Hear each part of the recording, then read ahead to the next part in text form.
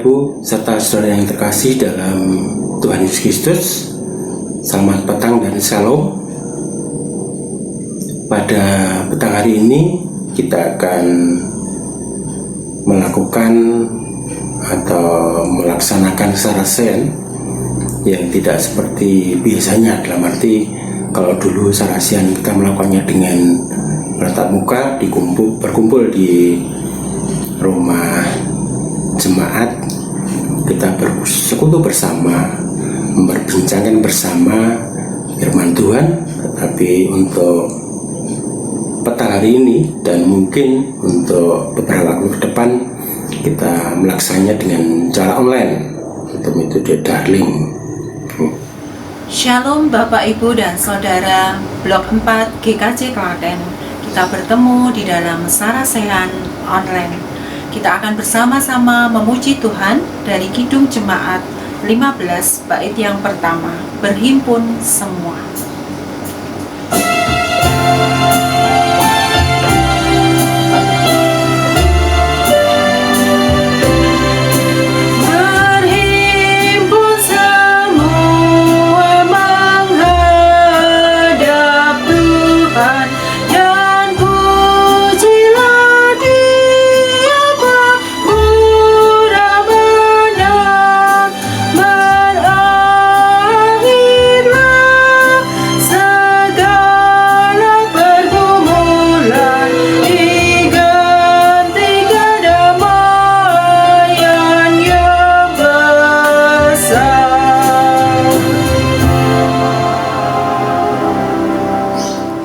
Mari kita menghadap Tuhan dalam doa.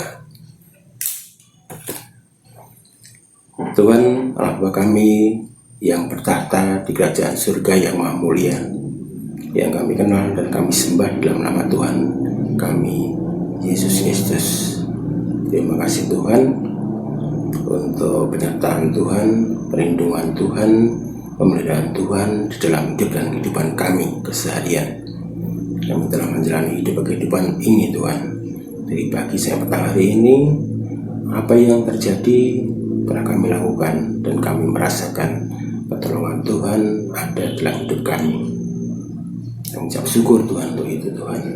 Tuhan, di petang hari ini kami akan melaksanakan sarasian online. Tuhan kiranya berkenan hadir, berfirman sendiri.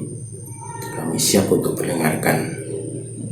Buka hati dan pikiran kami sehingga kami tidak mengeraskan hati kami, sehingga kami boleh mendapat hikmat, ya kami boleh memahami akan firman Tuhan, sehingga dapat kami pelihara di dalam hidup dan kehidupan kami, kemudian juga kami lakukan di dalam kehidupan kami juga Tuhan. Terima kasih Tuhan untuk semuanya. Dalam nama Tuhan kami Yesus Kristus kami membaca dan berdoa. Terima kasih Tuhan. Amin. Bapak Ibu, saudara yang terkasih dalam Tuhan, untuk sarasian di petang hari ini saya mencoba untuk mengambil topik atau tema yang tidak asing lagi bagi kita. Hanya mungkin pembahasannya yang berbeda. Saya mengambil topik, perlukah ibadah online dan penundaan pertemuan fisik? Perlukah ibadah online dan penundaan pertemuan fisik? Nah, seperti di petang hari ini kita bukan sarasian tapi tidak bertemu fisik, tidak bertatap muka. Nah, ini yang saya maksud dengan itu. Bapak Ibu saudara yang terkasih dalam Tuhan, kita mengetahui, kita memahami, kita menyaksikan bahwa dampak COVID-19 semakin meluas. Walaupun mungkin dikatakan ini adalah dalam masuk new normal, tapi kasus-kasus untuk pasien yang positif justru semakin melonjak. Ya, kita akan mengupasnya bukan dari segi dampaknya ekonomi atau di pekerjaan atau yang lain, tapi secara rohani kita sebagai umat Kristiani kita tentu merasakan, yaitu manakala kita dihadapkan kepada apakah kita melakukan ibadah atau tidak. Kita melakukan pertemuan ibadah secara pertemuan konvensional atau tidak. Jelas fenomena hal ini menimbulkan pro dan kontra. Ada yang berpendapat ibadah gereja atau tidak ya, sebaiknya bagaimana ya. Kita mau berpikir apakah ibadah boleh ditiadakan hanya gara-gara sebuah pandemi. Mungkin ada sebagian orang berpikir, apa sih hanya pandemi seperti ini kita harus takut, kenapa kita tetap tidak melaksanakan ibadah di gereja. Atau mungkin perlukah ibadah konvensional secara tatap muka tetap dipertahankan. Nama kata lainnya seperti itu, tetap kita melakukan seperti itu atau bagaimana. Mari kita memperbincangkan hal ini. Kita lihat dari kacamata Alkitab, bagaimana kita menyikapi hal itu. Tapi kita perlu berpikir dulu, kemudian kita kembali ke belakang. Alasan utama, jadi kalau kita atau gereja menghentikan sementara ibadah konvensional, sebenarnya alasan utamanya apa toh? Ini mungkin masing-masing orang atau gereja secara lembaga berbeda. Nah, kita sebagai makhluk sosial mestinya tahu akan hal itu. Artinya bagaimana kita berinteraksi, karena kita sebagai makhluk sosial tentunya hal ini akan memberikan pengaruh satu dan yang lain. Nah, mestinya menurut saya, wacana ini, jadi penghentian ibadah konvensional ini didorong oleh keinginan untuk berkontribusi terhadap kesadaran sosial. Berkontribusi, kita memberikan kontribusi apa? Bukan kesejahteraan dalam arti memberikan bahan pangan, minuman, bukan seperti itu. Tapi kita memberikan kontribusi untuk kesejahteraan sosial itu artinya bagaimana masyarakat selama ini menyikapi, kemudian kita ikut dalamnya, kita untuk menyengkuyung demi kebaikan itu. Jadi bukan masalah ketakutan kita akan tertular virus ini. Itu yang mungkin perlu kita pikir lagi. Apakah betul kita melakukannya dalam rangka memberikan kontribusi terhadap kesehatan sosial, atau mungkin kita takut tertular, saya takut tertular untuk itu. Kita sudah mengetahui, membaca, mendengar dari instansi berwenang mestinya ya. Jadi tentang pandemi ini kita diminta oleh pemerintah untuk menghindari pertemuan dalam skala besar. Nyatanya memang itu merupakan langkah yang penting dan efektif untuk menekan penyebaran COVID ini. Jadi manakala kita sering melakukan pertemuan, semakin banyak orang yang terlibat, akan semakin besar pula risiko penyebaran virusnya. Jadi kalau kita lakukan atau orang yang melakukan secara terus-menerus, kita yakin gelombang pandemik ini tidak akan kunjung mereda. Ya. Dalam situasi seperti ini, kita juga tahu gereja terpanggil untuk memberikan kontribusi nyata, kontribusi yang nyata. Jadi bukan sekedar atau hanya slogan rohani yang menguatkan hati, tapi sebuah langkah yang konkret. Ada banyak hal yang bisa dilakukan oleh gereja, banyak hal. Salah satunya adalah kita mengkaji ulang pengadaan ibadah konvensional ini. Saya meyakini bahwa langkah ini merupakan langkah yang tidak melanggar firman Tuhan. Saya mencoba mengulas dari dasar atau fenomena hal ini berdasar 3. Yang pertama, pemisahan sosial atau social distancing merupakan himbauan pemerintah yang baik. Kita sadari itu, sebagai warga negara yang baik, kita tidak akan memiliki alasan untuk tidak mentaati peraturan atau himbauan yang baik seperti ini. Kita bisa melihat bagaimana seharusnya jemaat atau umat menyikapi hal ini, kepatuhan kita pada pemerintah. Kita bisa lihat Firman Tuhan di Roma 13 ayat 1 sampai dengan 7. Saya akan bacakan Roma 13 ayat 1 sampai dengan 7, tapi saya hanya akan membaca yang ayat yang ke-1 dan kedua. Kepatuhan kepada pemerintah. Tiap-tiap orang harus takluk pada pemerintah yang di atasnya, sebab tidak ada pemerintah yang tidak berasal dari Allah, dan pemerintah-pemerintah yang ada ditetapkan oleh Allah.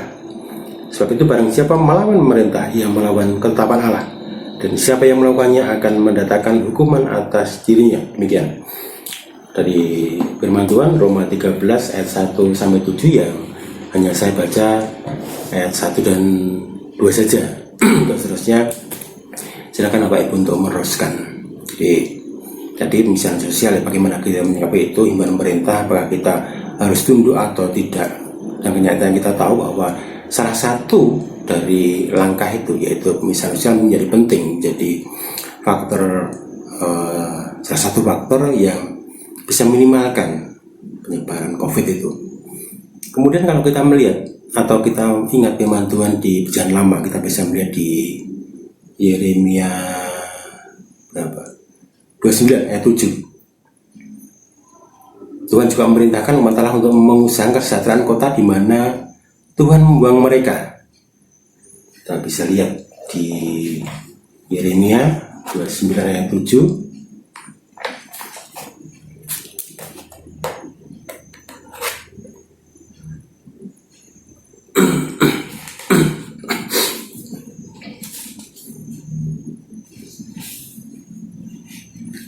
Ayat 7. Yeremia 29 ayat 7. Usahakanlah kesejahteraan kota kemana kamu akan usahakanlah kesejahteraan kota kemana kamu aku buang, dan berdoalah untuk kota itu pada Tuhan, sebab kesejahteraannya adalah kesejahteraanmu. Ya, itu firman Tuhan yang dapat kita jadikan dasar kalau kita harus mengupayakan nyengkuyung untuk kesejahteraan masyarakat atau kota di mana kita ditempatkan oleh Tuhan itu sendiri. Mengurangi jumlah pertemuan dan jemaat yang hadir dalam ibadah konvensional merupakan tanggung jawab sosial bagi semua masyarakat. Kita tahu itu semua masyarakat, itu termasuk kita sebagai orang Kristen, orang Kristiani.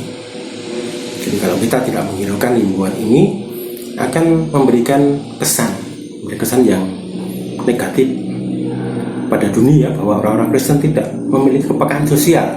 Parah atau kalau misalnya kita sudah dinilai seperti itu, tidak ada kepekaan sosial orang Kristen itu. Kita malu tidak seperti itu. Sekali lagi, ini bukan tentang ketakutan atau kelemahan iman, sama sekali tidak. Ini adalah tentang kepedulian dan kontribusi bagi masyarakat, bukan kelemahan iman. Kalau gereja menunda pertemuan fisik, bukanlah tanda bahwa gereja lemah imannya, melainkan justru gereja beriman kepada Tuhan yang menciptakan manusia dan mengaruniakannya dengan pemikiran yang rasional. Kita diberi kemampuan secara logika, keilmu seperti itu digunakan untuk bagaimana kita menyikapi seperti itu. Jadi bukan karena lemah iman gereja lemah iman sehingga menunda pertemuan fisik, tapi justru gereja beriman pada Tuhan yang menciptakan manusia dan mengaruniakannya dengan pemikiran yang rasional, logis, rasio. Memang kalau kita lihat di banyak firman Tuhan di Perjanjian Lama atau Baru, Tuhan itu jelas menjanjikan perlindungan pada umatnya. Kenapa kita harus takut? Mungkin kita berpikir seperti itu, sudah nekat saja kita melakukan ibadah yang konvensional itu tatap muka. Tapi apa dengan begitu? Misalkan kita dihadapkan pada suatu kondisi yang buruk, ya kata buruk atau kurang baik. Apakah dengan begitu kita lalu terjun dari lantai 10 sebuah gedung misalkan? Wah, pasti. Dan kita percaya Tuhan akan mengirim malaikatnya sebelum lebih kita terluka. Kita nekat melakukan seperti itu deh. Apakah seperti itu? Kesannya kalau kita melakukan pasti Tuhan akan menyelamatkan kita, mengirim malaikatnya untuk menopang kita jangan sampai sebelum tubuh kita terluka, belum jatuh. Mazmur 91 ayat 11-12 Tuhan berfirman, sebab malaikat-malaikatnya akan diperintahkannya kepadamu untuk menjaga engkau di segala jalanmu. Mereka akan menatang engkau di atas tangannya, supaya kakimu jangan terantuk pada batu. Ya, Tuhan memberikan pelindungan. Tapi apakah itu berarti kita akan melakukan seperti itu? Kita mungkin perlu berpikir, ini masalah iman atau kesombongan? Kita masih ingat bagaimana Tuhan Yesus saat dibawa ke puncak tertinggi bait Allah, gitu, dan iblis menyuruhnya untuk lompat. Iblis mungkin juga mengutip di Mazmur itu. Iblis juga tahu dengan Tuhan. Tapi apa yang kita ketahui dari itu? Tuhan Yesus merespon iblis dengan tegas. Tuhan Yesus berkata, nyala iblis dan jangan mencobai Tuhan. Nah, mungkin apa kita berpikir seperti itu? Coba saya lompat saja, Tuhan pasti akan menolong kita. Apa seperti itu? Coba kita mungkin tetap melakukan beribadah konvensional atau pertemuan-pertemuan yang cenderung mengenai banyak orang, kita bersinggungan dengan banyak orang, Tuhan pasti akan menolong. Apakah seperti itu? Ini masalah iman atau masalah kesombongan kita?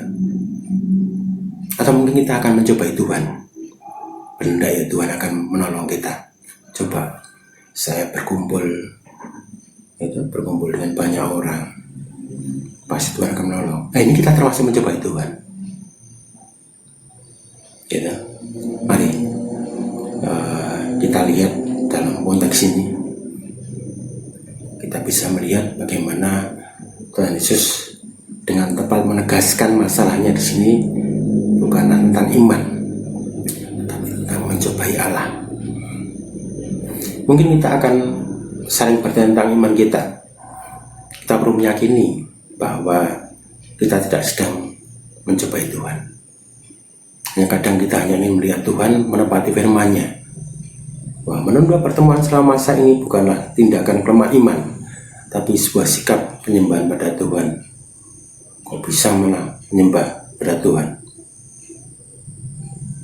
Contoh yang saya sampaikan di atas sebenarnya merupakan gambaran bagaimana kita umat Allah bersikap pada situasi khusus yang buruk. Ya, kita katakan situasi yang buruk ya, karena semua tidak akan menghindari hal seperti ini. Justru di masa seperti ini kita diminta untuk memikirkan ulang esensi dari segala sesuatu. Kita diminta mengumpulkan kembali apa yang penting dan apa yang lebih penting. Itu. Kemudian hal kedua, konsep teologis tentang gereja. Konsep teologis. Ya. Konsep teologis tentang gereja dan tradisi gereja mula-mula juga memberi tuntunan yang cukup jelas. Kita bisa melihat di 1 Korintus 1 ayat 2. Anda Bapak Ibu bisa membaca sendiri. Gereja adalah orang, bukan bangunan. Di mana umat Tuhan berkumpul, di situ ada gereja. Yang penting adalah kehadiran Allah, bukan rumah Allah secara fisik. Harus paham itu. Tidak heran tempat ibadah jemaat mula-mula cukup variatif. Kalau kita lihat di Perjanjian Baru, kadang di bait Allah, di rumah ibadat, maupun di rumah-rumah. Dan jumlah kehadirannya pun tiap beribadah itu terbatas. Dan praktek peribadahan seperti ini tetap dipertahankan di periode berikutnya, terutama pada saat penganiayaan terhadap orang-orang Kristen semakin meningkat dan meluas. Mereka harus berkumpul dalam sela kecil dan secara sembunyi-sembunyi supaya tidak ketahuan. Mereka menggunakan gaya ibadah dan liturgi yang beragam sesuai dengan keadaan. Ya, seperti kita yang lakukan seperti ini. Kita menggunakan gaya ibadah dan liturgi yang beragam, menyesuaikan kondisi, kondisi. Yang penting baik kita adalah persekutuan dengan orang percaya yang lain. Tidak peduli berapapun jumlahnya, tidak peduli bagaimana usaha ibadahnya, tidak peduli di mana tempatnya. Hal yang ketiga, persekutuan orang Kristen tidak dibatasi oleh lokasi. Dibatasi oleh lokasi, harus di gedung gereja, bukan itu.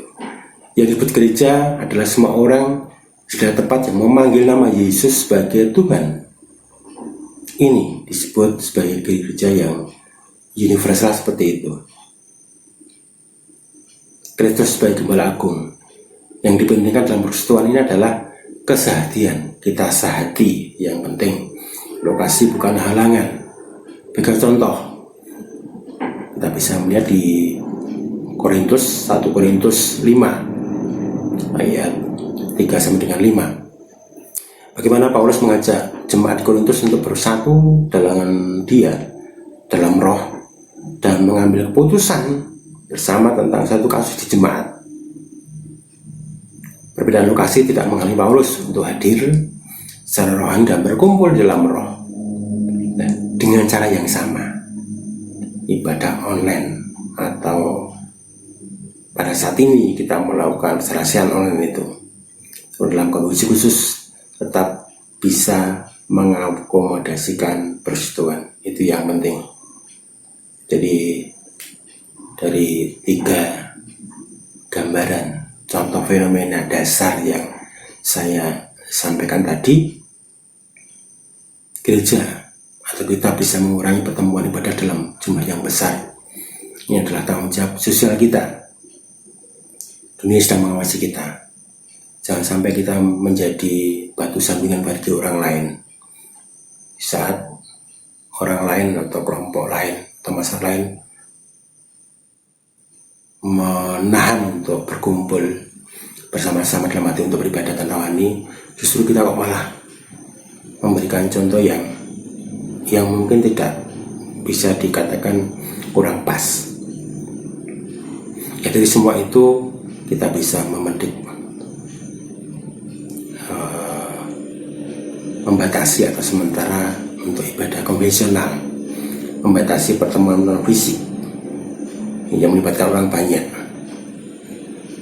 adalah ibadah keluarga, sama seperti yang telah kita lakukan beberapa waktu yang lalu. Ada ibadah online dari gereja, kemudian kita menyimaknya dengan bantuan online lewat internet tayangan itu. Ya, kita bisa melakukan ibadah keluarga itu. Setiap keluarga didorong untuk mengadakan ibadah minggu sendiri-sendiri. Bisa lewat online atau mungkin bisa menggunakan liturgi atau ringkasan khotbah yang dapat dijadikan patokan bagi setiap keluarga. Jadi jika kepala keluarga mungkin tidak berkhotbah, dia mungkin bisa membacakan ringkasan yang ada. Syukur ajak semua keluarga mengikuti ibadah online bersama-sama. Pada akhirnya saya meyakini bahwa situasi khusus yang terlihat buruk ini justru merupakan ajakan yang baik dari Tuhan kepada gereja untuk merenungkan kembali hakikat gereja dan ibadah. Mungkin apakah selama ini kita terlalu asik dengan tradisi dan kenyamanan beribadah sehingga sukar untuk memikirkan sesuatu yang baru. Ini sesuatu yang baru.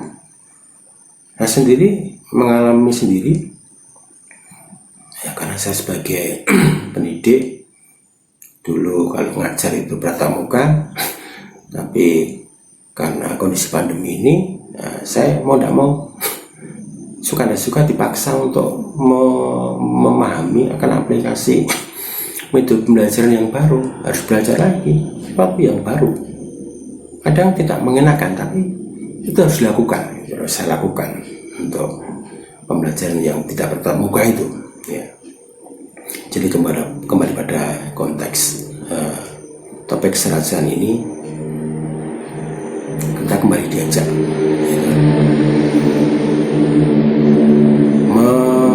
melakukan, merenungkan apakah jika ibadah konvensional itu agak dikurangi frekuensinya, apakah mungkin kita bisa menerima? Apakah kita memahami?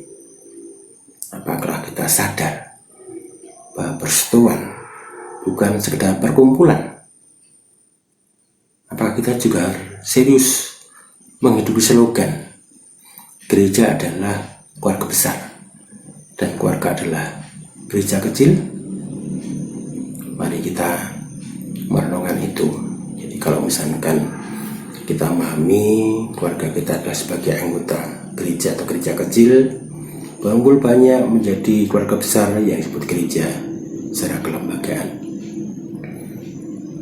Mari kita bisa merenungkan tentang fenomena ini, tentang sikon yang selama ini kita terima,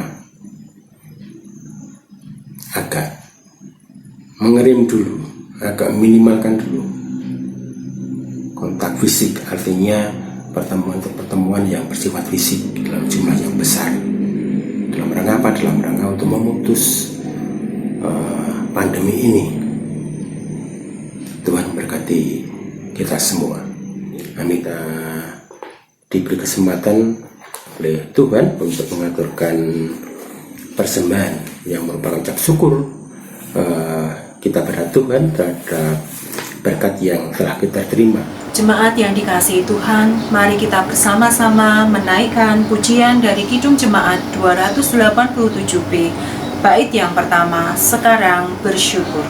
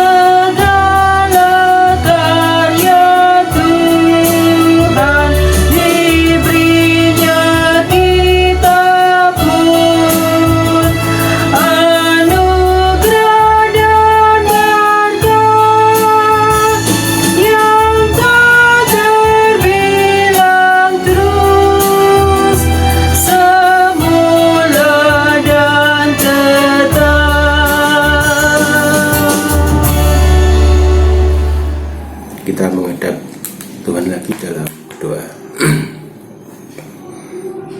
Terima kasih Tuhan untuk firman Tuhan. Kami merasakan tuntunan Tuhan. Tuhan telah hadir, Tuhan telah berfirman, dan kami telah mendengarkan. Tuhan patrikan dalam hidup kami. Kami senantiasa menyandarkan apapun dalam kuasa-Mu. Cukup darimu, yaitu firman Tuhan, dapat kami rasakan, dapat kami panggul begitu ringan. Karena apa? Karena Tuhan memampukan kami untuk memahami firman Tuhan. Tuhan, terima kasih untuk kesempatan yang Tuhan berikan kepada kami untuk mengaturkan persembahan. Tuhan sangat tahu, sangat kecil sekali apa yang telah kami berikan dibanding dengan berkat Tuhan yang telah kami terima di kehidupan kami. Tapi satu hal, kami percaya bahwa Tuhan akan berkati persembahan ini, berkati untuk kemuliaan nama Tuhan dan perluasan kerajaan Tuhan. Tuhan, kami ingat bahwa kami harus melanjutkan kehidupan kami keseharian. Kami tidak tahu apa yang terjadi di nantinya, tapi satu hal yang kami tahu bahwa Tuhan akan memimpin kami, akan menyertai kami, memampukan kami. Tuhan, terima kasih Tuhan. Ampuni dosa dan kesalahan yang terselip sebelum kami mengadakan sarasian di petang hari ini. Dalam nama Tuhan kami Yesus Kristus kami berjalan doa. Terima kasih Tuhan. Amin. Bapak Ibu yang terkasih dalam Tuhan, ada dua hal yang perlu kita perbincangkan. Jadi mungkin Bapak Ibu bisa mengumuli, saudara sekarang bisa mengumuli setelah apa yang kita perbincangkan tadi. Oleh Yesus Tuhanku, apakah yang kurang lagi jika Dia panduku, diberi damai surgawi asal imanku teguh, suka duka nikmatnya untuk kebaikanku, suka duka nikmatnya untuk kebaikanku.